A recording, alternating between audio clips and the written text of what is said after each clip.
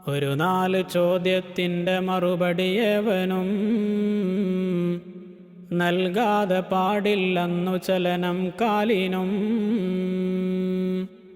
നിനക്കുള്ള വയസ്സ് നീ എന്തിനായി നശിപ്പിച്ചടാ,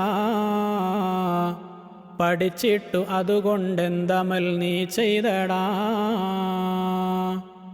ധനം എങ്ങിനാ നീ അന്ന് സമ്പാദിച്ചതും,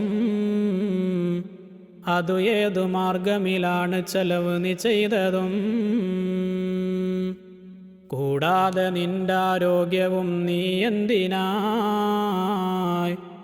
നശിപ്പിച്ചു എന്നും പറയടാ നീ വ്യക്തമായി. അമലൊക്കെയും നന്നായിരുന്നാലിന്ന് അത് നല്ല രൂപമിലായി വരും നിനക്കന്ന്.